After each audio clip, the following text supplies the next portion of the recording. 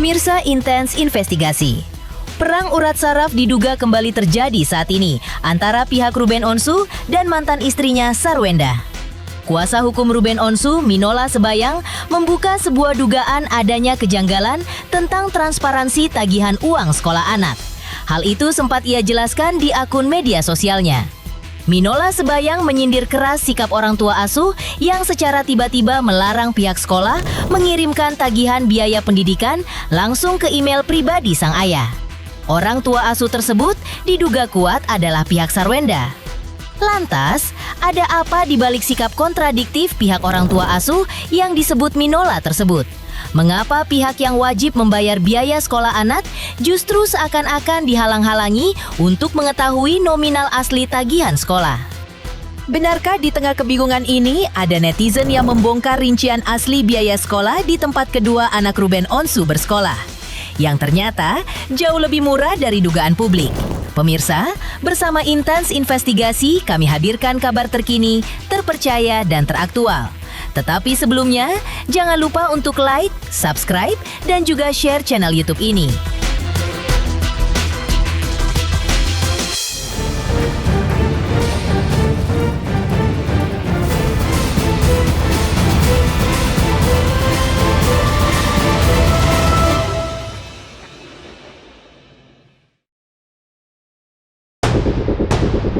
Pemirsa Intens Investigasi. Kuasa hukum Ruben Onsu, Minola Sebayang, membuat sebuah unggahan di akun media sosial pribadinya.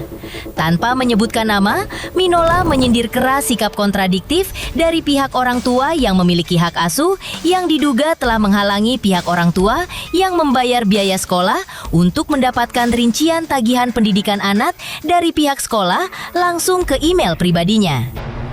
Orang tua yang memiliki hak asuh ini merasa keberatan dan meminta pihak sekolah untuk mengirimkan tagihannya ke emailnya terlebih dahulu, dengan alasan sudah memiliki hak asuh secara hukum. Meski unggahan tersebut tak menyebut nama secara langsung, publik dengan cepat mengaitkannya dengan sosok berinisial S, yang dalam hal ini diduga adalah Sarwenda. Kolom komentar pun langsung dibanjiri oleh reaksi netizen. Bahkan, ada netizen yang secara mengejutkan telah membongkar rincian biaya asli dari sekolah tempat anak-anak Ruben Onsu menuntut ilmu. Menurutnya, biaya sekolah tak sampai menembus angka 25 juta rupiah per bulan. Tidak seperti yang mungkin dibayangkan oleh banyak orang. Sebelumnya, Minola Sebayang juga sempat menjelaskan alasan gagalnya upaya perdamaian antara kliennya dan sang mantan istri. Menurutnya, ada penambahan syarat yang dilakukan secara sepihak yang dilontarkan oleh pihak Sarwenda. Syarat tersebut adalah syarat kesehatan. Minola pun kembali menegaskan, jika mengacu pada Akta 39 yang sebelumnya sudah ditandatangani pasca perceraian, syarat itu sama sekali tidak pernah ada. Bahkan, Ruben Onsu sendiri pun dibuat bingung. Mengapa syarat ini baru dimunculkan sekarang? Dan jika memang pihak Sarwenda selama ini begitu mengkhawatirkan penyakit sang ayah hingga takut menular kepada anak-anaknya, seharusnya sejak awal kekhawatiran itu sudah dituangkan dan disepakati di dalam Akta 39. Namun faktanya, tak ada satupun usulan tentang syarat kesehatan saat perjanjian tersebut dibuat. Terkait dengan masalah quality time yang diperlukan oleh Ruben dengan anak-anaknya, sebagaimana yang diatur dalam Akta 39 itu, pihak sana kan tidak ingin menjalankannya, ya. Mereka ingin menjalankan itu tapi dengan tambahan syarat. Ya. Ada beberapa syarat, satu adalah syarat kesehatan, ya. Tapi saya mengatakan bahwa di dalam Akta 39 itu tidak mengatur tentang adanya syarat. Harusnya kan bisa pertemuan ini bla bla bla bla dengan syarat-syarat yang akan ditentukan kemudian, boleh. Berarti ada syarat. Atau misalnya dengan syarat kesehatan. Kesehatan itu kan bisa, bapaknya nggak lagi flu. Kan bisa. Nggak usah menyebutkan spesifik penyakitnya. Tapi ini tidak ada sama sekali syarat-syarat yang dituangkan dalam perjanjian yang disepakati oleh para pihak dengan sadar keinginan bebas tanpa tekanan dan dibuat dalam akta notaris. Kenapa sekarang ada syarat? Ya, dan saya juga tadi bertanya sama Ruben, setelah perceraian, setelah Akta 39 itu ditandatangani, bertemu nggak dengan anak-anak? Bertemu. Ada syarat apa tidak? Tidak. Jadi syarat itu baru dimunculkan sekarang.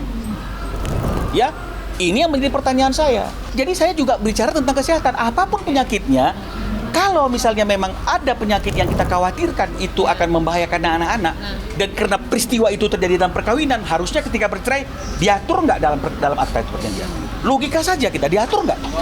Diatur. Kalau memang dia begitu cemas dan khawatirnya, ada kata-kata 2-3 hari berkumpul dengan ayahnya dan dia cemasnya seperti hari ini, dia minta nggak ada syarat itu dalam perjanjian? Harusnya diminta. Kalaupun tidak ingin dicantumkan penyakitnya, dia harusnya ngomong sama saya. Kuasa hukumnya harus ngomong sama saya, Bang, bagaimana? Ada kondisi klien saya seperti ini, dia mau seperti ini. Pasti saya akan mengusulkan ada kata-kata dengan syarat-syarat yang ditentukan di kemudian hari, bisa. Dengan syarat-syarat masing-masing pihak dalam keadaan yang sehat walafiat, bisa. Karena flu juga akan memberikan penularan. Karena merasa syarat tersebut dimunculkan secara tiba-tiba, Ruben Onsu pun dengan tegas menolak. Menurut Minola Sebayang, hal inilah yang menjadi awal gagalnya mediasi antara pihak Ruben Onsu dan pihak Sarwenda, dan akan berlanjut ke meja persidangan. Tapi kan ini tidak pernah ada isu itu. Dan setelah perceraian pun, Ruben masih bisa bertemu dan berkumpul bersama dengan anak-anaknya tanpa syarat. Saya tidak tahu apa pertimbangannya, tapi yang saya tahu adalah apa yang tertuang dalam aturan. Ya. Kalau memang yang tertuang dalam Akta 39 itu adalah seperti itu, maka marilah kita mentaati hal-hal yang seperti itu. Kecuali masing-masing pihak sepakat untuk merubah. Masalahnya kan Ruben tidak sepakat untuk membuat perubahan itu dengan dicantumkan syarat. Masa ayah mau bertemu anaknya itu adalah pakai syarat? Kan itu pertanyaannya. Nah, jadi oleh karena masing-masing pihak bertahan dengan keyakinan mereka masing-masing, maka tentu tidak bisa didamaikan. Mediasi ini harus dinyatakan gagal. Oh iya, karena begitu mediasi ini gagal, maka sidang berikutnya adalah sidang di perkara pokok dengan majelis hakim yang sudah ditunjuk untuk menangani perkara ini. Pihak Sarwenda juga sempat angkat bicara soal isu larangan Ruben Onsu bertemu anak-anaknya. Lantas, apa kata pihak Sarwenda tentang hal ini? Lalu bagaimana pihak Sarwenda membahas soal audit yang selalu disuarakan oleh pihak Ruben Onsu? Ikuti terus perjalanannya, semoga ada kebaikan dan manfaat. Selamat sukses, intens investigasi. Dan memberikan informasi yang menarik bagi masyarakat.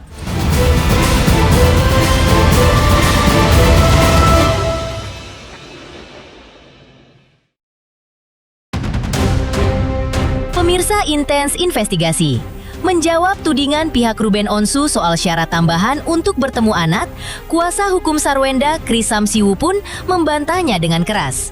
Ia menegaskan bahwa kliennya sama sekali tidak pernah melarang atau memberikan syarat apapun kepada Ruben Onsu. Apa yang ditekankan oleh Sarwenda hanyalah bentuk kewajiban seorang ibu yang ingin memastikan kondisi keamanan dan kesehatan buah hatinya selalu terjaga. Sebenarnya tidak ada syarat-syaratan, ya.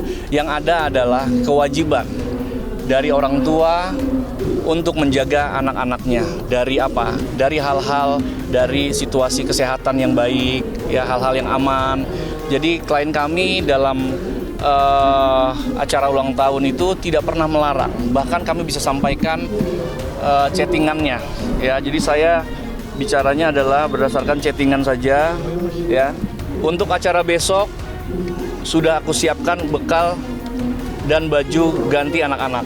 Ya, artinya sudah diizinkan anak-anak. Yang kedua, ayah boleh kok dari tadi saya juga nanya lokasi dan jamnya supaya bisa diatur semua. Satu hal lagi ya, saya blok ya, saya sensor ya. Nah, penting buat sama-sama menjaga kesehatan anak-anak, jadi tenang dan nyaman melepas anak-anak. Semua sudah diiyakan. Tetapi ada kewajiban orang tua untuk menjaga yang itu harus kita laksanakan, ya. Nah, setelah itu ternyata belum bisa dilaksanakan, ya. Dengan berat hati ya, memang pada saat kemarin tidak bisa hadir, ya, karena memang ini masih dalam masa dengan mediator juga, ya, harus bersama-sama. Jadi itu yang membuat tidak ada titik temu lagi. Untuk memperkuat argumennya, Kris Samsiwu langsung merujuk pada Undang-Undang Perlindungan Anak sebagai payung hukum. Menurutnya, selain tunduk pada Akta 39, kewajiban melindungi kesehatan dan keselamatan anak sudah diatur secara mutlak oleh negara. Jadi gini, Bang Minola kan kuasa hukum mereka kan menyampaikan ya bahwa secara Akta 39 sudah disampaikan kewajibannya ya. Tetapi Bang Minola juga harus bisa melihat ada aturan lain, yaitu aturan tentang Undang-Undang Perlindungan Anak ya.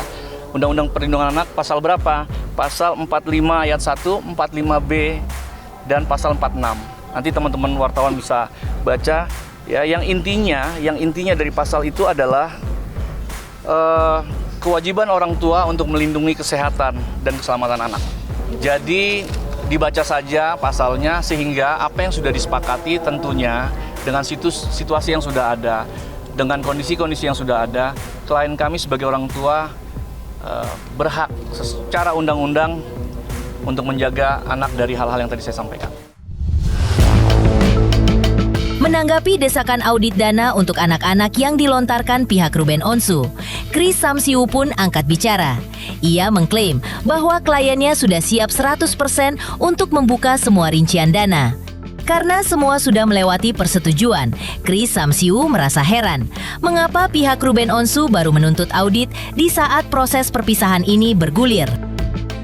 Saya mau luruskan ya, terkait yang dimaksud Bang Minola itu menurut Akta 39 adalah yang sudah pernah dibayarkan oleh klien Bang Minola itu adalah biaya pemeliharaan dan pendidikan anak. Itu bunyi pasalnya ya. Jadi pemeliharaan dan pendidikan anak ditanggung oleh kliennya Bang Minola. Jadi bukan nafkah. Nafkah itu hanya satu item yang ada di situ. Jadi angka yang sebesar itu bukan hanya murni satu nafkah ya, tetapi adalah biaya pemeliharaan dan pendidikan ya. Kita siap untuk menyampaikan pertanggungjawaban pelaporan terhadap itu. Ya, saya pastikan sekali lagi kita siap menyampaikan pertanggungjawaban pelaporan terkait dengan biaya yang pernah diberikan. Tetapi harus dipahami, biaya itu bisa diserahkan pertama adalah ditalangi dulu oleh klien kami. Jadi sistemnya reimburse. Jadi biaya yang ada itu ditalangi dulu oleh klien kami, lalu setelah itu klien kami menagihkan dengan poin-poin ini, biaya ini untuk ini, biaya ini untuk ini, biaya ini untuk ini. Dibaca oleh pihak klien Bang Minola dan disetujui. Harusnya kalau dia tidak menyetujui, pada saat disampaikan sudah tidak akan dibayar. Misalnya ditagihkan 200 juta, yang setuju misalnya 100 juta. Ya sudah dibayarkan saja 100 juta. Artinya proses itu sudah ada persetujuan sebenarnya. Ya, tetapi lucu kalau sekarang mereka minta audit nafkah atau audit biaya pemeliharaan dan pendidikan. Tetapi klien kami tegaskan tidak berkeberatan itu dilakukan, klien kami nggak ada masalah karena semua buktinya ada. Aksi saling serang tentang uang dan hak asuh anak di hadapan publik rupanya ikut memantik rasa miris dari Lembaga Perlindungan Anak Indonesia atau KPAI. Lantas, apa peringatan tegas dari KPAI melihat konflik yang terus melebar ini? Ikuti terus perjalanannya, semoga ada kebaikan dan manfaat. Selamat sukses, intens investigasi. Dan memberikan informasi yang menarik bagi masyarakat.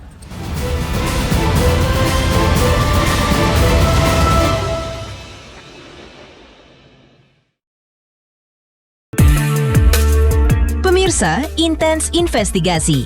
Melihat polemik antara Ruben Onsu dan Sarwenda ini, Komisi Perlindungan Anak Indonesia atau KPAI kembali memberikan perhatiannya. Wakil Ketua KPAI, Jasra Putra, mengaku sangat menyayangkan sikap kedua belah pihak yang membiarkan konflik ini semakin liar dan melebar ke ranah publik. Polemik soal pengasuhan anak adalah ranah privat yang sangat sensitif. Pertengkaran terbuka antara Ruben Onsu dan Sarwenda dinilai sangat tidak baik dan berpotensi memberikan dampak yang negatif pada anak-anak mereka.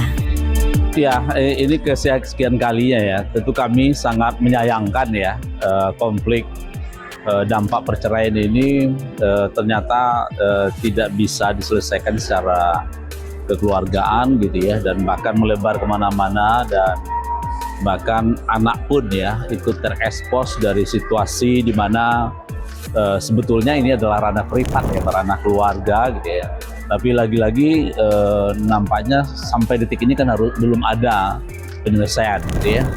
Nah, kami tentu berharap sebetulnya karena kami mendengar juga sedang berlangsung mediasi di pengadilan, Kami jalan itu bisa ditempuh sebetulnya, salah satu langkah jangka pendek untuk memastikan penyelesaian isu pengasuhannya gitu ya.